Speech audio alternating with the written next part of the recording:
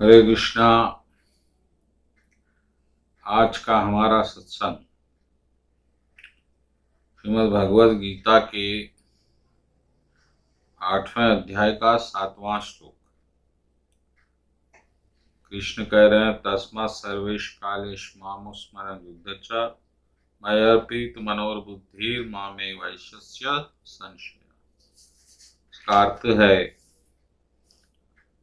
हे अर्जुन, तुम्हें सदैव कृष्ण रूप में मेरा चिंतन करना चाहिए और साथ ही युद्ध करने के कर्तव्य को भी पूरा करना चाहिए।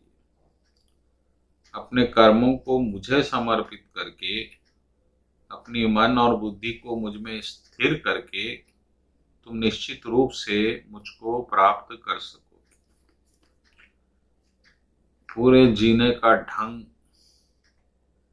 कि हमको इस जीवन में अब आगे क्या करना है, भगवान कृष्ण ने श्लोक में बता दिया। अब किसी और श्लोक की आपको आवश्यकता नहीं। तो भगवान कृष्ण अर्जुन को कह रहे हैं कि तुम मुझे पहले तो कृष्ण रूप में याद रखो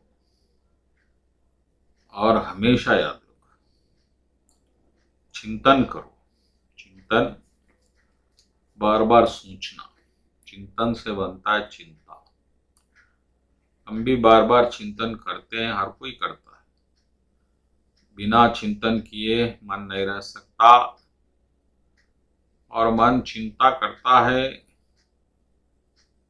तो धन की,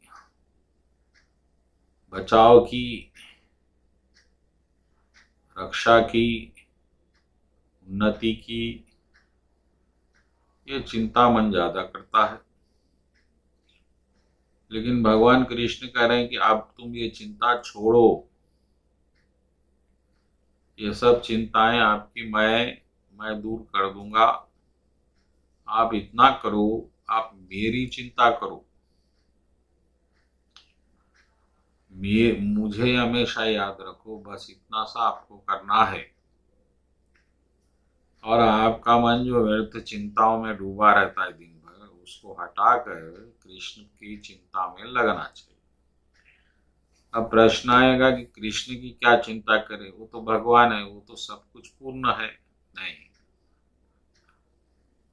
भगवान क्यों पूर्ण रहते हुए भी भक्त के प्रेम के कारण सब कुछ स्वीकार करते हैं।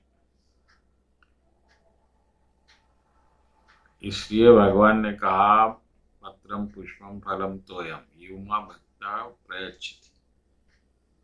जो भक्त मुझे अर्पित करता है कुछ भी प्रेम से, पानी ही क्यों ना, मैं उसको ग्रहण करता हूँ, स्वीकारता हूँ, उसको खाता हूँ। तो भगवान आपकी भक्ति के कारण विग्रह बन गए।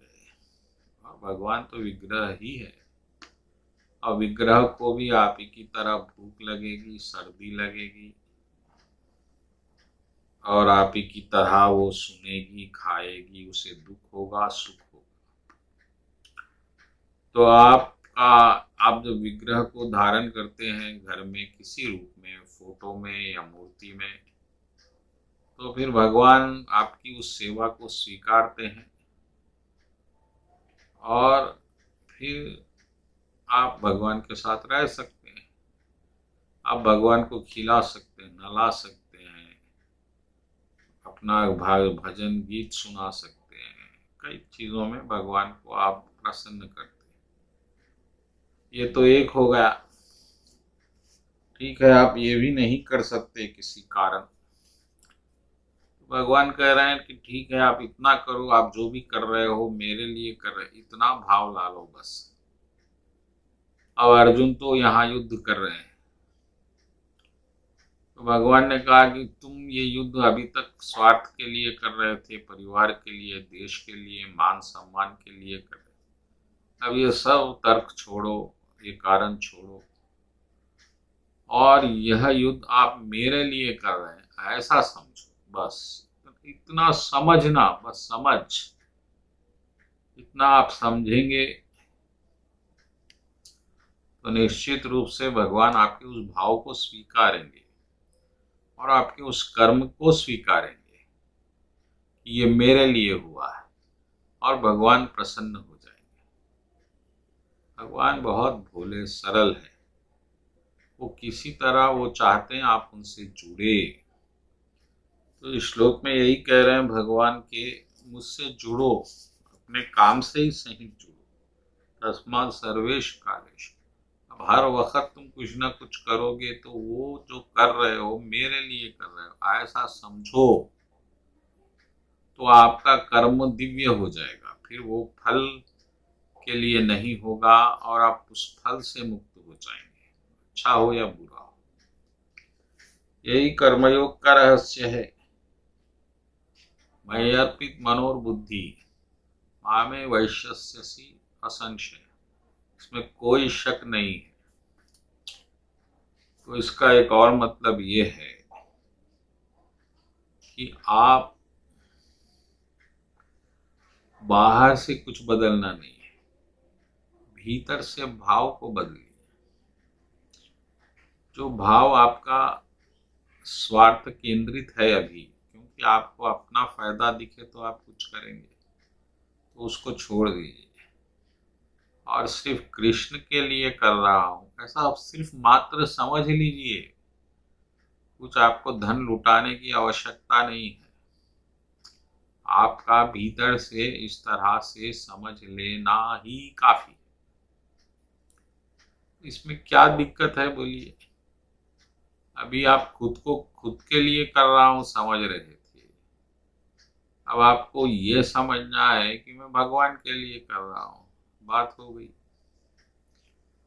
और तुम मात्र मयोर्पित बुद्धिर्मना मामे वैश्यसि न संशय, सिर्फ मेरे पे मयो अर्पित मनोर बुद्धा का मन और बुद्धि इस तरह से मात्र मुझे समझ लेने से मुझे पा जाओगे।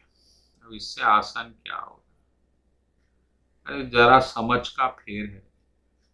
हम अपने अपने लिए जी रहा हूं ऐसा समझे, अब कृष्ण के लिए जी रहा हूं ऐसा समझो, हो गई बात। इसमें कोई दिक्कत है आपको बोलिए? बड़ा सरल बात। और एक बात, सर्वेश तस्म सर्वेश कालेश, हर क्षण बोले भगवान। ऐसा नहीं सुबह आप 1 घंटा पूजा करें, शाम में 1 घंटा, सोते वक्त 10 मिनट, ऐसा नहीं। आपका जीवन ही पूजा है, आपका जो कर्म है वही पूजा है। आपको हर क्षण आपका देखना पूजा होना चाहिए, सुनना पूजा होना है। आप समझना कि ये पूजा है। अभी तक आप ये समझ रहे हैं कि मंदिर में जाऊंगा तो ही पूजा होगी, माला पकड़ूंगा तो पूजा नहीं। आपका ऑफिस में जाना पूजा है, वो कृष्ण के लिए हो रहा। इतने बड़े ब्रह्मांड में भगवान ने आपको छोटा सा काम दिया, छोटा सा काम आप भगवान के लिए कर रहे हैं और भगवान प्रसन्न हो रहे हैं। एक आप है, एक आपका काम है, एक भगवान है, तीसरा कोई नहीं। तीसरा विचार मत आने दो, तीसरा विचार आया काम बिगड़ जाएगा। इतनी सी बात है। ऐसा करेंगे कृष्ण को पाएंगे, नहीं करेंगे नहीं पाएंगे। बोलो कृष्ण कन्हैया लाल जी।